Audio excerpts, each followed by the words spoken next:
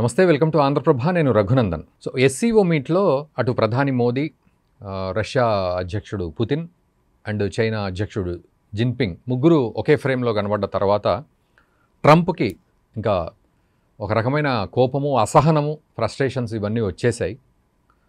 అదొక ఎత్తు అయితే ఒకానొక ప్రెస్ మీట్లో అటు పోలాండ్కి సంబంధించిన రిపోర్టర్ అడిగిన ప్రశ్నకి భారత్ గురించి తను విరుచుకుపడడం జరిగింది ఆ రిపోర్టర్ మీద.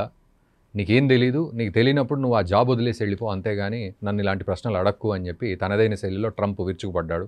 ఏమిటి అంటే భారత్ మీద మరి సుంకాల విషయం ఒక ఎత్తు అయితే రష్యా మీద ఎందుకు వేయలేదు అని అడిగిన ఆ ప్రశ్నకు భారత్ మీద సుంకాలు వేశాము, దాని ప్రభావం రష్యా మీద ఉంటుంది లేదని ఎవరు చెప్పారు, అండ్ భారత్ మీద వేసింది ఓన్లీ ప్రైమరీ సుంకాలు మాత్రమే, ఇంకా 2-3 దశల గురించి నేను ఇంకా మాట్లాడలేదు అని చెప్పి ఒక సిగ్నల్ అయితే అందించారు. అంటే భారత్ మీద ఇంకా సుంకాల పర్వం ఇప్పుడే స్టార్ట్ అయింది అనేది ఆయన ఉద్దేశం. ఇదొక ఎత్తు అయితే అటు రష్యా అధ్యక్షుడు పుతిన్ అండ్ ఉత్తర కొరియా అధ్యక్షుడు కిమ్ జాంగ్ ఉన్, మరోవైపు చైనా అధ్యక్షుడు జిన్పింగ్, వీళ్ళంతా కూడా ఒకే వేదిక మీద కనబడ్డ తర్వాత అటు డొనాల్డ్ ట్రంప్ వీళ్ళు ముగ్గురు అమెరికాకు వ్యతిరేకంగా ఏదో కుట్ర పన్నుతున్నారంటూ మళ్ళీ ఒక వ్యాఖ్య చేశాడు. సో ప్రపంచం మొత్తాన్ని రకరకాలుగా ఆయన ఇలా ఈ రిలేషన్షిప్స్ అన్ని షఫుల్ చేస్తున్నాడు. ఇది ఏంటి, ఎలా కాన్సిక్వెన్సెస్ ఏంటి, ఇది ఎలా దారితీస్తుంది, అండ్ భారత్ మీద ఇంకా సుంకాలు పడబోతున్నాయి అంటున్నారు. ఇవన్నీ కూడా కొంత క్లిష్టమైన సబ్జెక్ట్ ఇది. మనం దీన్ని విశ్లేషకుల ద్వారా అనాలిసిస్ తీసుకుందాం. మనతో పాటు కందాడే పార్థసారథి గారు ఉన్నారు. వారిని అడిగి ఇంకా డీటెయిల్డ్గా ఈ విషయాలకు సంబంధించి అవగాహన తీసుకుందాం. పార్థసారథి గారు నమస్తే అండి, వెల్కమ్ టు ఆంధ్రప్రభ. సో ఇప్పుడు నేను ఇంట్రడక్షన్లో చెప్పినట్టు సో కొంత క్లమ్జీనెస్ స్టార్ట్ అయింది. అంటే ఏంటి అసలు ఏం కోరుకుంటా, అమెరికా ఫస్ట్ అంటున్నాడు ట్రంప్, తీరా చూస్తే మిగతా దేశాల మీద విరుచుకుపడుతున్నాడు. అండ్ భారత్ మన మీద వేసే సుంకాలతోటి ఇప్పటివరకు మనం చాలా నష్టపోయాం, మనల్ని చంపేస్తోంది భారత్, మనం రివర్స్ సుంకాలు వేయాల్సిందే, ఇవన్నీ అటు కన్విన్స్ చేస్తున్నాడు. అక్కడేమో ప్రొడక్షన్ ఏం లేదు, ఇటు చూస్తేనేమో దేశాలన్నింటినీ సపరేట్ చేసి మరీ వాళ్ళని కలుపుతూ ఉన్నాడు. ఎలా అర్థం చేసుకోవాలి దీన్ని? ఇప్పుడు ట్రంప్ ఇక్కడ 2 అంశాలని మిక్సప్ చేసేసాడు.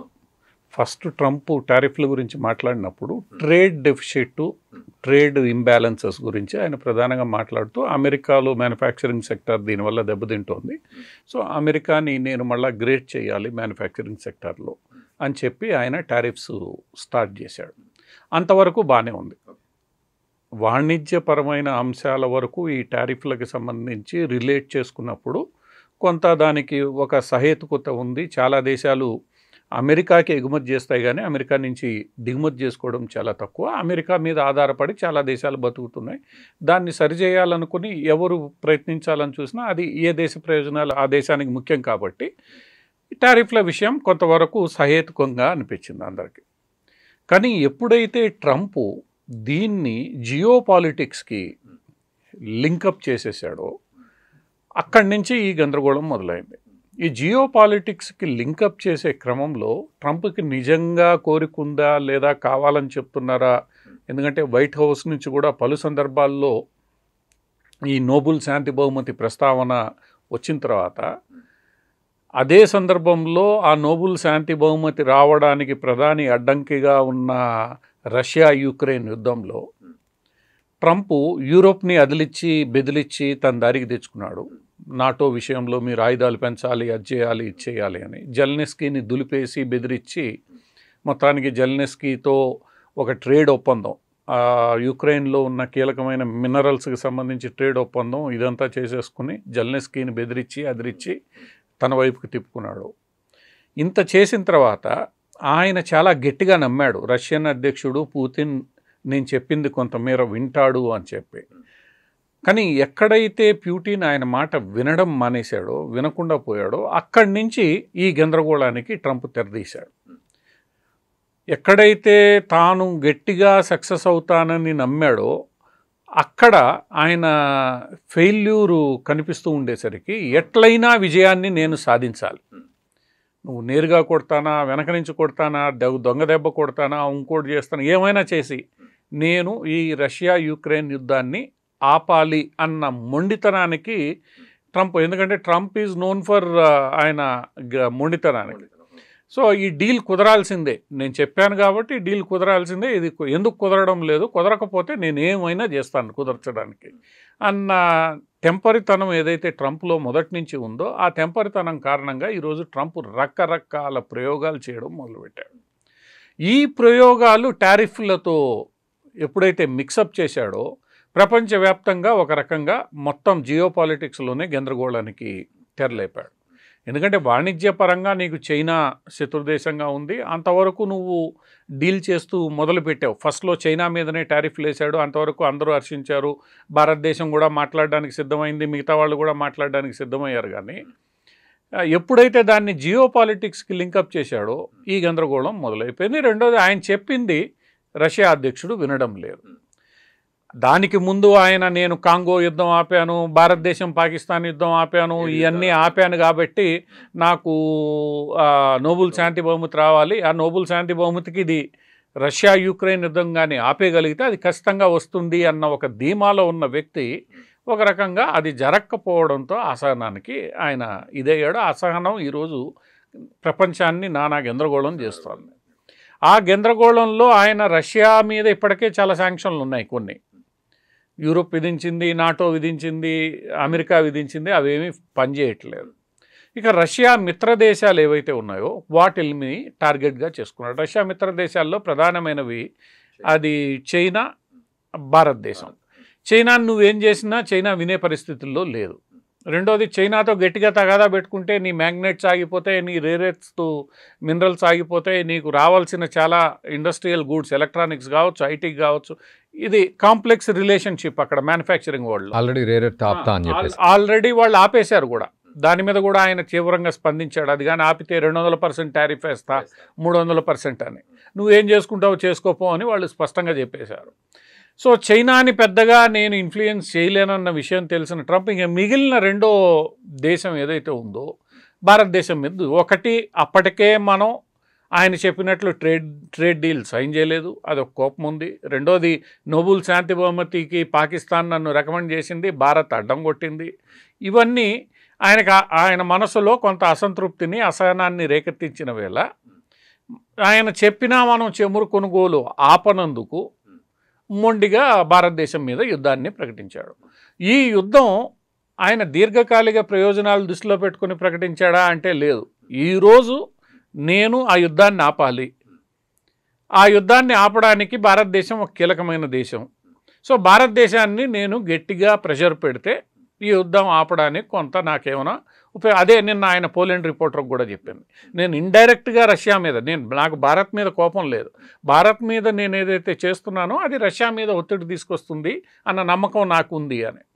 కానీ అతను అర్థం చేసుకోవాల్సింది ఇక్కడ ఏంటంటే, రష్యాని నువ్వు డీల్ చేయలేక, అంటే రష్యాని కాల్చడానికి భారత్ భుజం మీద తుపాకీ పెట్టి నేను కాలుస్తాను అని నువ్వు అనుకుంటున్నావు. కానీ కొన్ని దశాబ్దాలుగా చూస్తే భారతదేశం రష్యాల మధ్య అనుబంధం ఏదైతే ఉందో it is a all weather relationship. స్వాతంత్రం వచ్చినప్పటి నుంచి నేటి వరకు పలు సందర్భాలలో పలు రకాలుగా, అది ఆయుధాల విషయంలో కావచ్చు, 71 యుద్ధ సమయంలో కావచ్చు, అంతకుముందు చైనాతో జరిగిన యుద్ధ సమయంలో లాల్ బహదూర్ శాస్త్రి రష్యా ప్రాంతంలోనే వెళ్ళి సంధి కుదుర్చుకొని వచ్చాడు. సో రకరకాల పరిస్థితుల్లో రష్యా భారతదేశానికి గట్టి మద్దతుదారుగా ఉంది. చైనాని కూడా ఒక్కోసారి పక్కన పెట్టేసి రష్యా భారత్లు దోస్తీ చేసిన పరిస్థితులు మనకి బాగా ఉన్నాయి. సో ఆ హిస్టరీని నువ్వు పట్టించుకోకుండా నేను భారత్ని గట్టిగా దెబ్బ కొట్టే ప్రయత్నం చేస్తాను, దాంతో భారత్ వెళ్ళి రష్యాని బతిమలాడుకుంటుంది, వీడు నన్ను చంపేస్తున్నాడని భ్రమ ఏదైతే ట్రంప్లో ఉందో, ఎందుకంటే Trump always look for temporary relief.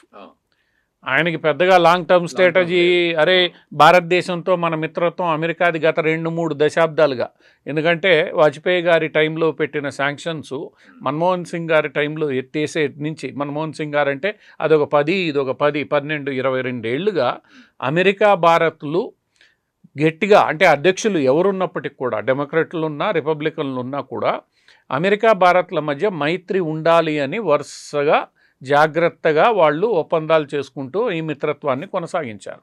Biden కూడా నరేంద్ర మోడీకి వ్యతిరేకంగా బంగ్లాదేశ్లో కుట్ర పన్నాడన్నప్పటికి కూడా కొంత బ్యాలెన్స్ చేసుకునే ప్రయత్నం, మరీ భారత్ని నేను దూరం చేసుకోవాలన్న ప్రయత్నం ఆయన చేయలేదు.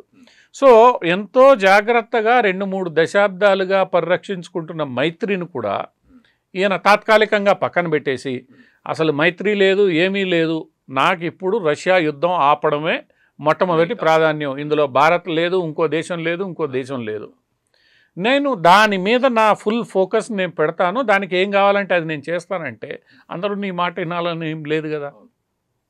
ఇప్పుడు నువ్వు చెప్పింది సహేతుకంగా ఉంటే భారతదేశం కూడా వినడానికి ఇదిగా ఉంటుంది.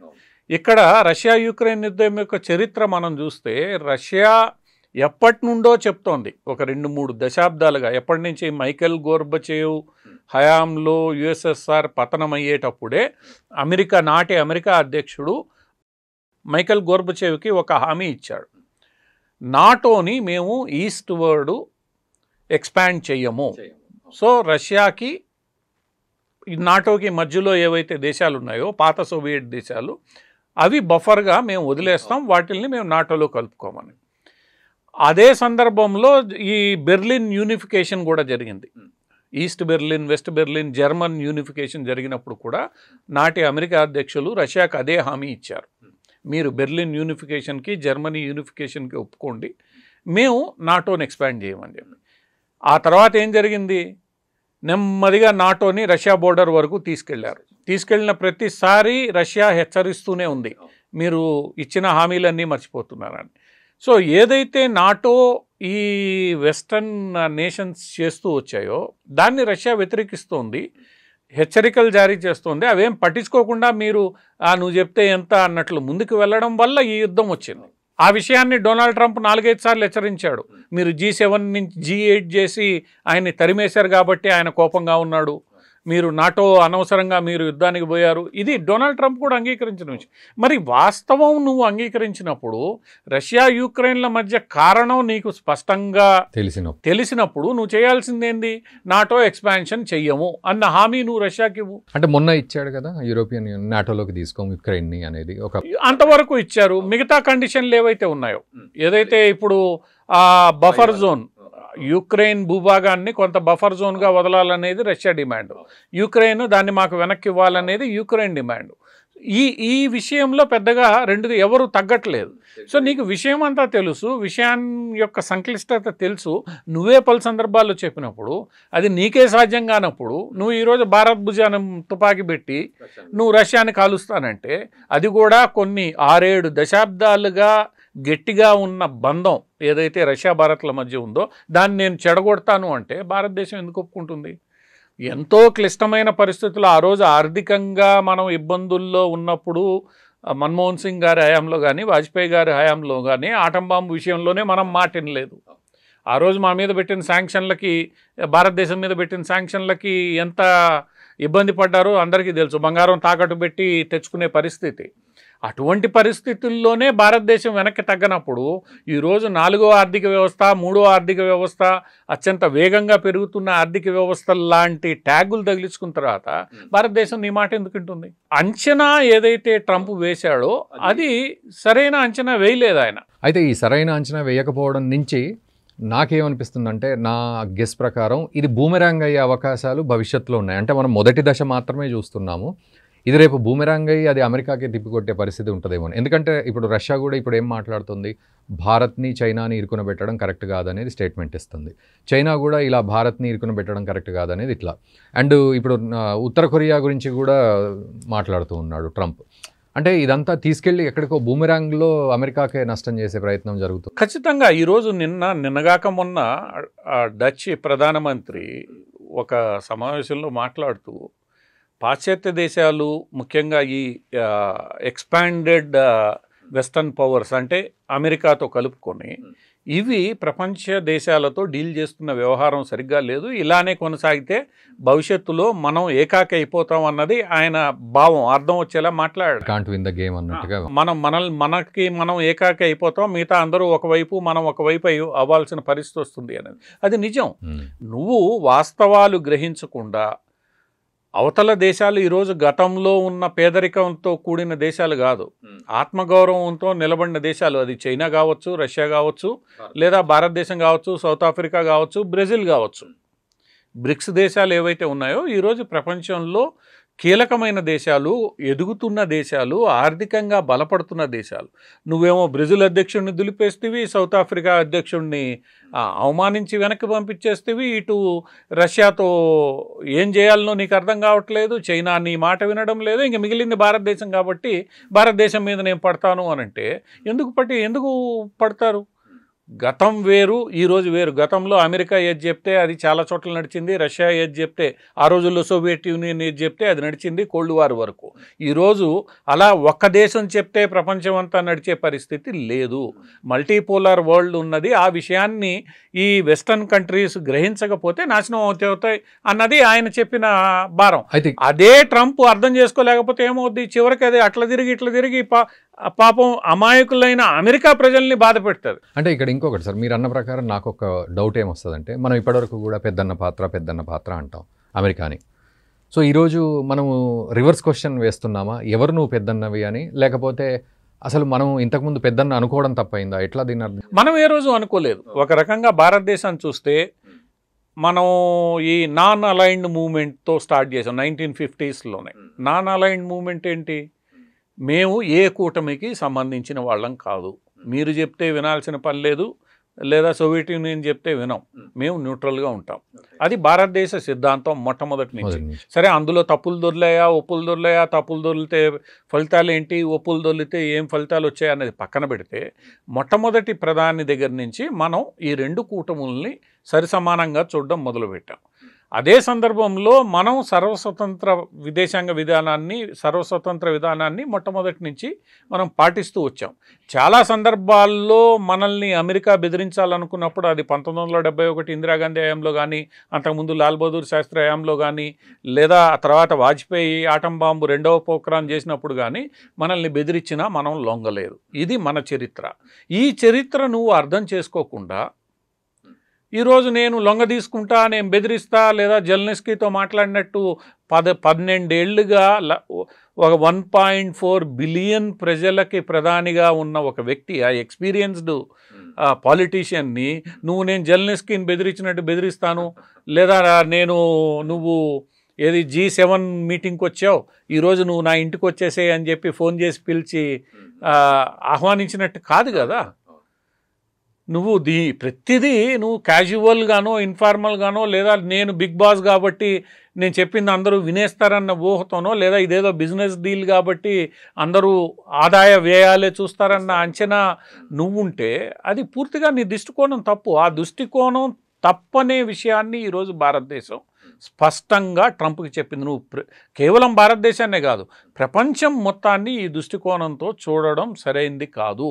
నువ్వు ఇలానే చూస్తే మేము నిన్ను దగ్గరికి తీసుకునే పరిస్థితి ఉండదు, అవసరం అనుకుంటే మేము ఎదురు తిరిగి నిలబడగలం అన్న ఏదైతే ధీమా ఈరోజు భారతదేశం వ్యక్తం చేసిందో చాలా దేశాలు సంతోషాన్ని వ్యక్తం చేస్తున్నాయి. చాలామంది మేధావులు ఈరోజు మెచ్చుకుంటున్నారు.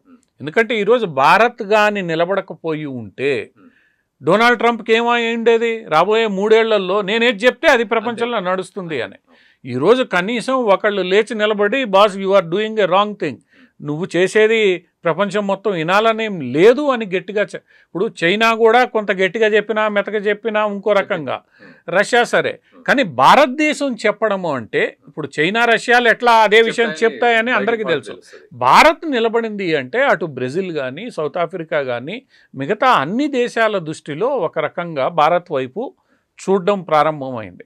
ఎందుకంటే భారతదేశం మనకి నాయకుడిగా వ్యవహరించగలదు, గట్టిగా మాట్లాడగలదన్న ఒక నమ్మకం ఈరోజు మనకి వస్తున్న ఏదైతే ఫీడ్బ్యాక్ ఉందో అన్ని దేశాల నుంచి, ఆ ఫీడ్బ్యాక్ని బట్టి అర్థమవుతోంది. అది నీకు అర్థం కాకుండా, నువ్వు అది అర్థం చేసుకోకుండా నేను ఫస్ట్ లెవెలే ఆపాను, సెకండ్ లెవెల్ ఉంది, థర్డ్ లెవెల్ ఉంది అన్న అహంకారంతో మాట్లాడితే అది ఇంకాస్త అమెరికాకే ఇబ్బంది వస్తుంది. అంటే నిజంగా అంత దూరం వెళ్తుందా సార్ మరి సెకండ్ లెవెల్, థర్డ్ లెవెల్ సుంకాలు వేయడానికి? ట్రంప్ వ్యవహార శైలి తెలిసిన వాళ్ళు ఇప్పటికైనా ట్రంప్ అర్థం చేసుకుంటే ఈ మాటలు మాట్లాడు. అదే ట్రంప్ మాట్లాడుతున్నా అంటే వేసుకోమని భారతదేశం కూడా ఈరోజు చెప్తున్నది ఏంది? వేసుకో నువ్వు. మా ప్రయోజనాలు మేము కాపాడుకునేందుకు ఇప్పుడు ట్రేడ్ టాక్స్ ఆగిపోయాయి. క్వాడ్ సమావేశం ఆగిపోతోంది, ఎందుకంటే నేను రానని చెప్పేశాడు ట్రంప్. ఇంకా పెద్ద డ్యామేజ్ జరిగేది ఏమీ ఉండదు. ఇక్కడ ఇంకొకటి సార్, అంటే భారత్ ఎక్కువ సుంకాలు మన మీదే వేసింది, అమెరికా మీద చంపేస్తోంది, మనం వేయలేదు అసలు, ఇప్పుడు వేసాము, ఇప్పుడు భారత్ మన దారికి వస్తుంది, సుంకాలు తగ్గిస్తా అంటోంది అంటున్నారు. సుంకాలు చాలా వరకు ట్రంప్ అడిగినవన్నీ తగ్గించారు. హార్లే డేవిడ్సన్ ఆల్మోస్ట్ వాళ్ళు తగ్గించారు. ఈరోజు మన జిఎస్టీ రిఫార్మ్ సిస్టంలో ఈ లగ్జరీ 3 వీలర్స్ 2 వీలర్స్ వీటన్నిటి మీద కూడా సుంకాలు తగ్గాయి కదా. అంతకుముందు 24% 40% ఉన్నవి ఈరోజు 18%కే వచ్చేసాయి అన్ని. సో మనం ఒత్తిడి చేయడం వల్లే ఇలా జరిగింది అనేది ట్రంప్ ఇప్పుడు మాట్లాడారు అనుకునివ్వండి. బట్ హార్లీ డేవిడ్సన్ ఎప్పటి నుంచో హార్లీ డేవిడ్సన్ ఇష్యూ ప్రతిసారి ఆయన లేవనెత్తుతున్నాడు. మన వాళ్ళు కూడా ఈసారి దాన్ని తగ్గించడం, మన వాళ్ళు గట్టిగా, భారతదేశం గట్టిగా నిలబడింది 2 అంశాల మీద. ఒకటి, మేము డైరీ ప్రొడక్ట్స్ని అలౌ చేయము, నువ్వు అడిగినట్లు డైలీ ప్రొడక్ట్స్ని మేము అలౌ చేయము. రెండోది, అగ్రికల్చరల్ కమోడిటీస్ని మా భారత రైతాంగానికి ఇబ్బంది కలిగించే రీతిలో మేము ఒప్పుకోం. ఇది ఈరోజు స్టాండ్ కాదు. ట్రంప్ మొదటిసారి వచ్చినప్పుడు ఇదే స్టాండు, ఆ తర్వాత బైడెన్తోనూ ఇదే స్టాండు, అంతకు ముందున్న అధ్యక్షుడితోనూ ఇదే స్టాండు. అందుకని ఇంతవరకు అమెరికాతో మనకి ఫ్రీ ట్రేడ్ అగ్రిమెంట్ కుదరలేదు. ప్రతి అమెరికన్ అధ్యక్షుడు ఈ 2 అంశాల మీద మాట్లాడడము, మనం దానికి అంగీకరించకపోవడం అనేది. నువ్వు ఈరోజు ఆ చరిత్ర తెలియకుండా నేను చెప్తే వినాల్సిందే అని గట్టిగా పట్టుపడితే అది కుదరదు. గతంలో ఏం జరిగింది, ఈ 2 అంశాలని పక్కన పెట్టి మిగతా అంశాలతో ప్రొసీడ్ అయ్యారు. ఈరోజు నేను ఇది చేస్తే కానీ నేను మిగతా వెళ్ళను అనుకుంటే మొత్తానికి ఆగిపోయాను. ఇక్కడ ఈ వాణిజ్యపరమైన అంశాన్ని ఆయన తీసుకొచ్చి ఏం చేశాడు, ఈ జియో పొలిటికల్ దీంతో కంబైన్ చేసేసరికి అది ఇంకాస్త గందరగోళంగా తయారైంది. 2 దేశాల మధ్య 2-3 దశాబ్దాలుగా బిల్డప్ అవుతున్న రిలేషన్షిప్ని ఒక రకంగా ఇబ్బందికరంగా తయారు చేసింది. రేపు భవిష్యత్తులో ఈ 2 దేశాలు ఎక్కడ నిలబడతాయి, ఈ స్నేహం ఎక్కడికి పోతుంది. ఈ సంవత్సరం మనం స్టాటిస్టిక్స్ తీస్తే గత 40-50 సంవత్సరాల్లో ఈ సంవత్సరం మొట్టమొదటిసారి అత్యంత తక్కువ సంఖ్యలో మన విద్యార్థులు అమెరికాకి, వీసా నిబంధనలు రకరకాల పేర్లతో, అంటే ఒక రకంగా నెమ్మదిగా రిలేషన్షిప్ క్లోజ్ అవుతూ వస్తోంది. ఈయన ఇంకా రాబోయే 3 ఏళ్ళు ఉంటాడు, ఇలానే వ్యవహరిస్తే ఏమవుతుంది, మొత్తం రిలేషన్షిప్ కొంత డిస్టెన్స్ పెరిగి 2 పెద్ద ప్రజాస్వామ్య దేశాలు ఈరోజు ఎడమొహం పెడమొహంగా ఉంటే దానివల్ల జరిగేది ఏంది, ప్రజాస్వామ్య విలువలు, ప్రజాస్వామ్య సిద్ధాంతానికే ప్రమాదం. మీరు ఇన్ని రోజులు కోల్డ్ వార్ పేరుతో ఇంకో పేరుతో మీరు ఫైట్ చేసింది ఏంది, ప్రజాస్వామ్యాన్ని కాపాడతామని. సోవియట్ యూనియను, కమ్యూనిస్టుల డిక్టేటర్షిప్కి వ్యతిరేకంగా మేము పోరాడుతున్నామని. మీరు ఈరోజు ఆ పోరాటం అటువైపు చేయకుండా డొనాల్డ్ ట్రంప్ ఏం చేస్తున్నాడు, 2వ అతిపెద్ద ప్రజాస్వామ్య దేశం మీద మొదలుపెట్టాడు యుద్ధం. దానివల్ల రేపు ప్రజాస్వామ్యవాదానికి సిద్ధాంతానికే ప్రమాదం.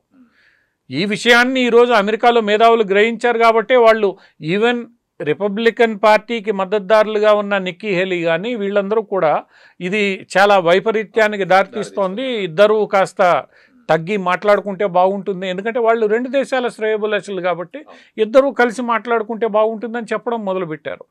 ఇప్పుడు నిన్నగాక మొన్న ఈ 3 చైనా, భారత్, రష్యా దేశాల నేతలు కలిసి ఆ ఫోటో వచ్చిన తర్వాత అమెరికా విదేశాంగ శాఖ స్టేట్మెంట్ ఏమని ఇచ్చింది, భారత్ అమెరికా సంబంధాలు పటిష్టంగా ఉన్నాయి, మరింత ముందుకి మనం తీసుకెళ్తాం వీటిల్ని, ఇందులో ఎక్కడా ఇబ్బందులు రావు. ఎందుకు ఇవ్వాల్సి వచ్చింది? ఒకవైపు ఏమో నీ అధ్యక్షుడు ఉదయం లేస్తే నేను అదేస్తా, ఇదేస్తా, అది తీసుకోను, అది చేసుకోను, దాన్ని బెండ్ చేస్తా, నువ్వు ఆయిల్ ఆపుతావా లేదా మాట్లాడుతూ వాళ్ళకే అర్థమైంది. అంటే ఈయన వ్యవహార శైలి ఒక రకంగా ఇబ్బందికరంగా తయారైంది. బట్ అది ఏ రకంగా కూడా మనం వాల్యుబుల్గా తీసుకున్నాం. ఎట్లా తీసుకుంటాం, ఎందుకంటే ఎవరైతే లీడర్ ఉన్నాడో ఆయన ఏం చేస్తాడో వాళ్ళకి తెలియదు. వాళ్ళు పాపం ఎంత ఫైర్ ఫైటింగ్ చేయాలనుకున్నా కూడా పైనున్న నాయకుడు సరైన రీతిలో వ్యవహరించకపోతే ఏం ఫైర్ ఫైటింగ్ చేస్తారు. అదేంటంటే పోయి చెప్పరా బాబు అంటే స్టేజ్ మీద చెప్పినట్టుంది అంతే, అంతకంటే ఏం లేదు. కాకపోతే ఇంటర్నల్గా అమెరికాలో ఉన్న విదేశాంగ నిపుణులకైతే ఈ మొత్తం గందరగోళంలోకి వెళ్తోంది అని అర్థమవుతోంది. వాళ్ళు సరిచేసే ప్రయత్నాన్ని ఈరోజు మొదలు పెడుతున్నారు, మాట్లాడుతున్నారు. అదే ఈరోజు ట్రంప్ దానికి కూడా లొంగకపోతే భారత్ ఎట్లానో ఆయన మాట పూర్తిగా వినదు. ఇప్పుడు దేశంలో చెప్పేవాళ్ళ మాట కూడా ఆయన వినకపోతే నెమ్మదిగా ఆయనకే వ్యతిరేకత పెరుగుతుంది. ఆయనే ఇబ్బందులు పాలు కావాలి. చైనా, రష్యా ఎట్లా వినవు, భారత్ కూడా వినదు. బ్రెజిల్తో తగాదా, ఆల్రెడీ సౌత్ ఆఫ్రికాతో తగాదా, గల్ఫ్ దేశాల్లో తగాదా, ఆ తర్వాత యూరోప్ని నువ్వు అదిలిచ్చి బెదిలిస్తున్నావు. వాళ్ళు ఏమీ నీతో ఏంది నవ్వు ఇది నా హృదయపూర్వక స్నేహం లేదు ఈరోజు. వాళ్ళ అసంతృప్తి ఏదైతే యూరోప్ అమెరికా మధ్య ట్రేడ్ అగ్రిమెంట్ ఆయన ఒప్పుకున్నాడో దాని మీద జర్మన్ ఛాన్సలర్ అసంతృప్తి వ్యక్తం చేశాడు, ఆమె ఇటలీ ప్రధాని అసంతృప్తి వ్యక్తం చేసింది, ఆ తర్వాత ఫ్రాన్స్ అధ్యక్షుడు అసంతృప్తి వ్యక్తం చేశాడు, ఈవెన్ బ్రిటన్ అధ్యక్షుడు కూడా, బ్రిటన్ ప్రధాని కూడా కొంత అసంతృప్తి వ్యక్తం చేసి తప్పదు ఇంకా మేము చేసుకోవాల్సిందే అంటే వాళ్ళు రేపు నీకు సపోర్ట్ చేస్తారన్న గ్యారంటీ. గొప్పగా మీటింగ్ జరిగిందని చెప్పినా లోపల మాత్రం అందరూ అసంతృప్తి మింగలేక అక్కలేక ఉన్నాయి ఆ దేశాలు ఇన్ని రోజులు. ఎందుకంటే వాళ్ళ సిద్ధాంతాలను అమెరికా ముందు పెట్టి వాళ్ళు ప్రపంచంతో ఆడే ప్రయత్నం చేశారు.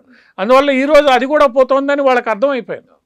మనకి గ్రౌండ్ పోతోంది అని అర్థమైన తర్వాత వాళ్ళు కూడా జాగ్రత్త పడే ప్రయత్నం చేస్తున్నారు. అందుకనే యూకే భారత్ల ట్రేడ్ అగ్రిమెంటు అత్యంత ఘనంగా ప్రకటించడం జరిగింది రెండు దేశాల ప్రధానమంత్రులు కలిసి. సో నెమ్మదిగా యూరోప్ కూడా ట్రంప్ సరే అసంతృప్తి లిస్టులో ఉంది, భారతదేశంతో ముందు అడుగు వేసే ప్రయత్నంలో ఉంది. సో ఏకాకి అయ్యేది అప్పుడు ఎవరు? స్పష్టంగా మనకేం కనిపిస్తోంది, నెమ్మదిగా ట్రంప్ ఏకాకి అవుతాడు, అమెరికాని ఏకాకి చేస్తాడు. అది ఇక్కడ ప్రమాదకరమైన పరిస్థితి. ఏంటంటే ఏ లిబరల్ డెమోక్రసీ ఈరోజు లిబరల్ డెమోక్రటిక్ వాల్యూస్కి ఒక మూల బిందువుగా ఉందో రేపు అది ఇబ్బందుల్లో పడే ప్రమాదం వస్తే మొత్తం ప్రజాస్వామ్య సిద్ధాంతానికే ఇబ్బంది వచ్చే అవకాశం ఉంటుంది. అది ట్రంప్ ఆ స్థితికి అమెరికాని తీసుకెళ్తాడా లేదా అన్నది ఇంకా ఆయన మీద ఆధారపడి ఉంటుంది. ఆయన చెప్పేవాళ్ళు ఎవరు లేరు. అంటే కిమ్ జాంగ్ ఉన్ కూడా ఇప్పుడు పాత్రలోకి తీసుకొస్తున్నాడు, అంటే నార్త్ కొరియా గురించి కూడా. అంటే ఏంటి అంటే ఈ లైనేజ్ ఎట్లా ఉంటుంది? వీళ్ళు ముగ్గురు కలిసి ఇప్పుడు వాళ్ళ ముగ్గురు మంచి మిత్ర దేశాలండి. నిన్న జరిగిన ఏదైతే వార్షికోత్సవం ఉందో జపాన్ యుద్ధానికి వ్యతిరేకంగా, ఆ వార్షికోత్సవంలో రష్యా నిన్న చైనా తన ఆయుధ భాండాగారం మొత్తాన్ని ప్రదర్శించింది. ఆ రెండు డైరెక్ట్గా అధ్యక్షుడు ఓపెన్గా చెప్పాడు, ఇదిగో ఇది నా ఆయుధ సంపత్తి, నువ్వు మమ్మల్ని ఊరికి బెదిరిస్తే బెదరం మేము. ఇది అమెరికాకేనా మెసేజ్? అందరికీ. యుద్ధం ఎవరైతే చైనాతో ఇండియాకు కూడా పరోక్షంగా కావచ్చు, ముఖ్యంగా ఈరోజు అమెరికాకి సందేశం అనుకుంటే ఇండియా ఇప్పుడున్న పరిస్థితుల్లో ఇండియా కాదు అని అనుకున్నా కూడా ఒక రకంగా చైనా శత్రు దేశాలకు కానీ చైనా మీద విమర్శలు గుప్పించే దేశాలన్నిటికీ ఆయన స్ట్రైట్గా అది తైవాన్ను దృష్టిలో పెట్టుకొని ఇచ్చాడా లేదా భారత్తో సరిహద్దుల్ని దృష్టిలో పెట్టుకొని ఇచ్చాడా, ఏదైనా కానీ అందరికీ ఒక రకమైన సందేశాన్ని ఇచ్చాడు. యుద్ధం కావాలనుకుంటే మేము యుద్ధానికి సిద్ధం, శాంతి కావాలనుకుంటే శాంతికి సిద్ధం, ఇదిగో ఇది మా బలం అని చెప్పి ఆయన చెప్పే ప్రయత్నం చేశాడు. ఆయన అది చెప్తున్నప్పుడు అక్కడ రష్యాను ఉత్తర కొరియా అధ్యక్షుడు ప్రధానంగా ఉన్నారు. వాళ్ళు ఎప్పటి నుంచో చైనాకి మిత్ర దేశాలు. వీళ్ళ ముగ్గురిని విడగొట్టాలని ట్రంప్ గత హయాంలోనూ ఆయన ప్రయత్నం చేశాడు. ఒకవైపు పుటిన్తో దోస్తీ చేశాడు, రెండోది ఎప్పుడూ లేని విధంగా మొట్టమొదటి అమెరికా అధ్యక్షుడు ఉత్తర కొరియాకి వెళ్ళి ఆయనతో మాట్లాడి వచ్చాడు. ఒక రకంగా నేను ఈ కూటమి ఏర్పడనీయకుండా చూస్తానని కూడా చాటుకున్నాడు ట్రంప్. కానీ ఈరోజు ఏమైంది, నువ్వు చేసిన చేష్టల వల్లే మళ్ళీ అదే ముగ్గురు ఒక చోట వచ్చే పరిస్థితి వచ్చింది. ఆ ముగ్గురికి తోడుగా ఇంకా బ్రెజిల్, తర్వాత సౌత్ ఆఫ్రికా, భారత్లు కూడా చేరే పరిస్థితి వచ్చింది బ్రిక్స్ పేరు మీద. దానికి కారణం ఎవరు?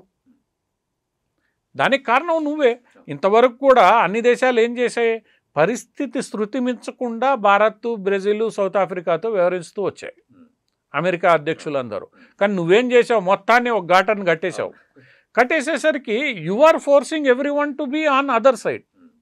ఎప్పుడైతే నువ్వు అందరినీ ఆపోజిట్ డైరెక్షన్లో పెట్టేస్తున్నావో నీతో మరి స్నేహం చేయడానికి ఎవరుంటారు, నువ్వు చెప్పింది వినడానికి ఎవరుంటారు? సో ఏది జరిగినా దానికి ఈరోజు కారణం ఆయనే. ఎందుకంటే ఆయన అడ్మినిస్ట్రేషన్ కూడా మనం అనడానికి లేదు. ఆయన సొంత నిర్ణయం ఆయన నిర్ణయాలు పాటిస్తేనే నువ్వు క్యాబినెట్లో ఉంటావు, ఆయన నిర్ణయాలు పాటిస్తేనే పదవిలో ఉంటావు. ఆ నిర్ణయాలు పాటించకపోతే అది ఎవరైనా నేను పదవి నుంచి తొలగిస్తాను లేదా కోర్టులకు పోవడానికైనా సిద్ధం, కోర్టు కేసుల్లో పడేస్తాను అని ట్రంప్ వ్యవహార శైలి ఉంది. అందువల్ల ఆయన తీసుకునే నిర్ణయాలు దాని ఫలితం ఏదైనా కానీ ఆయనకే. ఈరోజు జరుగుతున్న మొత్తం వ్యవహారంలో రేపు లాభపడినా ఇబ్బంది పడినా అది ట్రంప్కే జరుగుతుంది. కరెక్ట్, కానీ అది అమెరికా మీద పడుతుంది. ఇప్పుడు నిర్ణయం ట్రంప్ తప్పదు కదా. ఇప్పుడు అమెరికా నాయకుడిని ఎన్నుకునింది, సమర్థవంతమైన నాయకుడిని ఎన్నుకుంటే సమర్థవంతమైన ఫలితాలు వస్తాయి. కాదు అనుకుంటే ఆ నాయకుడిని బట్టి వచ్చే ఫలితాలే ఉంటాయి. అందుకు అమెరికా ఇప్పుడు అన్ని దేశాలు కూడా ఇక అమెరికా ఆ కర్మ అనుభవించేలా చేస్తామనే పరిస్థితికి వచ్చాయి. అది ఇంకా అమెరికన్ ప్రజల చేతుల్లోనే ఉంటుంది. ఇప్పుడు 4 ఏళ్ళు అయితే ఆయన అధ్యక్షుడు, ఇంకా గమ్మత్ ఉంటుంది. ఆ 4 ఏళ్ళు అధ్యక్షుడు కాబట్టి ఆ 4 ఏళ్ళు ఎన్నుకున్నది వాళ్ళు, అది కూడా భారీ మెజార్టీతో. పాపం ఇంకా సంవత్సరం కూడా అమెరికా చరిత్రలో సెనెట్, కాంగ్రెసు, అధ్యక్ష పదవి మూడిట్లో మెజారిటీ ఇచ్చి గెలిపించిన సందర్భం ఇది. అంతటి మెజారిటీ ఇచ్చి గెలిపించిన సందర్భంలో ఆయన ప్రజలకి ఆయన ఇచ్చిన హామీలను ఎలా అమలు చేస్తాడు, ప్రజలకు ఏం చేస్తాడు అన్నది మనం వేచి చూడాలి. ఒకవేళ ప్రజలు ఇలా మనం ఎన్నుకున్నామా ఆవేశపడిపోయి అని భావిస్తే అది ఒక రకంగా అమెరికా భవిష్యత్తులో కూడా అమెరికాకి మంచిదే. కానీ తాత్కాలికంగా అమెరికన్లు కూడా ఇబ్బంది పడుతున్నారనేది ఈరోజు అక్కడ కొన్ని నిరసనలు జరుగుతున్నాయని తెలుస్తోంది సార్. నిరసనలు రకరకాలుగా జరుగుతున్నాయి. ఈ విషయంలో కాదనుకుంటా. ట్రంప్ వ్యతిరేకులు నిరసనలు చేస్తున్నారు. కానీ ట్రంప్ చర్యల కారణంగా వస్తున్న నిరసన, ఇప్పుడు ట్రంప్ వ్యతిరేకంగా జరుగుతున్న నిరసనలు ముఖ్యంగా ఇమిగ్రేషన్ పాలసీ మీద నిరసనలు జరుగుతున్నాయి. ఇమిగ్రేషన్ పాలసీలో లూపోల్స్ ఉన్నాయి, అవి ట్రంప్ సరిచేసే ప్రయత్నం చేస్తున్నాడు. ఆ లూపోల్స్ని వాడుకొని చాలామంది ఈరోజు అమెరికాలో ఇల్లీగల్గా ఉన్నారు. ఆ ఇష్యూని మనం ఇక్కడ మిక్స్ చేయకుండా మనం ఎంతవరకు ట్రంప్ టారిఫ్లు మిగతాది అది డొమెస్టిక్ ఇష్యూ, ఇంటర్నల్. సో ఇంటర్నల్గా నువ్వేం చేసుకుంటావు అది వేరే విషయం. ఇక్కడ ఎట్లా అంటే సోషల్ మీడియాలో ట్రంప్కు వ్యతిరేకంగా నినాదాలు మొదలయ్యాయి అంటున్నారు. నిజానికి ఆ సబ్జెక్ట్ వేరే, యాక్చువల్లీ దీనికి కాదు అది. ట్రంప్కి వ్యతిరేకంగా. కానీ ట్రంప్ తీసుకుంటున్న ఈ చర్యలు ఏవైతే ఉన్నాయో ఈ చర్యలకి వ్యతిరేకంగా ఇప్పుడిప్పుడే మేధావులు మాట్లాడుతున్నారు, పాలిటీషియన్స్ మాట్లాడుతున్నారు. అది నెమ్మదిగా ప్రజల్లోకి వెళ్తుంది. ట్రంప్ దీన్ని సరి చేసుకోకపోతే నెమ్మదిగా అది ప్రజలకు వెళ్తుంది. ఆల్రెడీ రకరకాల కారణాల చేత నిరసనలు చేస్తున్న ప్రజలు ఇది కూడా తోడైతే అది అతనికి ఇబ్బందికరంగా, ఆయన పాపులారిటీ రేటింగ్ కానీ ఇంకోటి కానీ ఇబ్బందికరంగా. మేబీ మీరు అన్నది ఇప్పుడు ట్రంప్ జనవరి వస్తే మళ్ళీ 1 year అవుతుంది కాబట్టి ఆ 1 year అనే మూమెంట్లో ఏదైనా గట్టిగా ప్రోగ్రెస్ రిపోర్ట్ ఉంటే అప్పుడు ట్రంప్కి నెగిటివిటీ ఇంకా పెరగొచ్చు. ఈరోజు ట్రంప్ ఒక రకంగా రష్యా యుద్ధంలో ట్రంప్ చేస్తున్న చర్యలన్నిటిలో ఏది విజయవంతమై ఆయన విజయవంతమైన ఒక్కసారిగా ట్రంప్ గ్రాఫ్ పెరిగిపోతుంది. లేదంటే మాత్రం లేదంత వరకు ఈ గందరగోళం అమెరికా గ్రాఫే డౌన్ అయిపోతుంది. ఈ గందరగోళంలో ఆయన అమెరికా గ్రాఫ్ని డౌన్ చేస్తాడా లేదా మొత్తం ప్రపంచాన్ని. ఆల్రెడీ ఇంకొక మాట అన్నాడు నిన్న ఆయన, ఈరోజు నేను యూరోప్కి ఆయుధాలు ఇస్తాను, యుక్రెయిన్కి కూడా ఆయుధాలు ఇస్తానని చెప్పి. యూరోప్ నా దగ్గర నుంచి ఆయుధాలు కొంటుంది, ఆయుధాలన్నీ యుక్రెయిన్కి వెళ్తాయి, యుక్రెయిన్ని మేము బలోపేతం చేస్తాను, నేను కూడా యుద్ధానికి దిగుతానంటాడా? ఇంతవరకు అమెరికా వెనక నుండి యుద్ధం చేశాను, నేను ప్రత్యక్షంగా యుద్ధానికి అదే జరిగితే ఒక రకంగా 2 అతిపెద్ద న్యూక్లియర్ ఆర్మ్డ్ కంట్రీస్ మధ్యలో డైరెక్ట్ కాన్ఫ్లిక్ట్ వస్తే అది చాలా ఇబ్బందికరమైన పరిణామం రష్యా అమెరికాల మధ్యలో. అదే పుటిన్ చెప్పేది కూడా, నువ్వు నా బోర్డర్కి వస్తే అదే జరుగుతుంది అనేది. సో ఏం జరుగుతుంది అన్నది, ఎందుకంటే ట్రంప్ కూడా ఈజ్ టెంపరమెంటల్. నా మాట వినలేదు కాబట్టి నేను యుద్ధానికి దిగుతానని నిర్ణయించుకున్నాడు అనుకోండి, ఇరాన్తో నేను జాగ్రత్తగా ఉంటా అని లాస్ట్ మినిట్లో పోయి ఇరాన్ మీద బాంబులన్నీ వేసి నేనే శాంతిని ప్రకటించానని చెప్పినట్లు రేపు ఏది చేసినా కూడా అది ఎలా టర్న్ అవుతుంది, దాని పరిణామాలు ఎలా ఉంటాయి అన్నది అంత ఫ్లూయిడ్ కైండ్ ఆఫ్, ఆయన యొక్క బిహేవియర్ కారణంగా fluid kind of situation. So Trump ఈరోజు తీసుకునే నిర్ణయాలు ప్రపంచాన్ని ప్రభావితం చేస్తున్నాయి, అమెరికాను కూడా ప్రభావితం చేస్తున్నాయి. సో చూడాలి సార్ మీరు అన్నట్టు మరి భవిష్యత్తులో ఎలాంటి పరిణామాలు ఉంటాయి. Thank you very much. Thank you sir. So అది మరోవైపు అటు రష్యా కూడా మనల్ని మెచ్చుకుంది, ఒక మిత్ర దేశంగా మనం ఆ ట్రావెల్ చేయడాన్ని, అమెరికా మన మీద ఎంత ప్రెషర్ చేసినా కూడా మనము అటువైపు తలొగ్గకుండా మన మిత్రత్వాన్ని ఇంకా నిలబెట్టుకున్నామని నిన్నటికి నిన్న రష్యా అద్భుతంగా కొనియాడింది భారత్ని. అండ్ చైనా కూడా మనకు సపోర్ట్గా మాట్లాడిన సందర్భం ఈ టారిఫ్ల విషయంలో. ఇదంతా చూస్తుంటే ట్రంప్ చేసే ఈ కంపంతా కూడా చివరికి తన మెడకే కాదు అమెరికా మెడకు చుట్టుకునే పరిస్థితి వస్తుంది అనడంలో కూడా ఎటువంటి ఆశ్చర్యం లేదు. కాకపోతే కొంత సమయం పడుతుంది, చూడాలి. ఇప్పుడు పెద్దలు అన్నట్లుగా, విశ్లేషకులు అన్నట్లుగా ట్రంప్ గనక గ్రహిస్తే కొంత కట్టడి చేసుకునే అవకాశం ఉంటుంది. ఈ విషయాలను గ్రహించకపోతే, సత్యాన్ని గ్రహించకపోతే మాత్రం తీవ్ర పరిణామాలు, అది కూడా బూమెరాంగ్ అయి అమెరికాకే సంభవించే పరిస్థితులు అయితే రాకమానం. మరి మీరేమంటారు దీని మీద కామెంట్ చేయండి. అండ్ ఈ వీడియోని మీ మిత్రులకు కూడా షేర్ చేయండి. Thank you very much.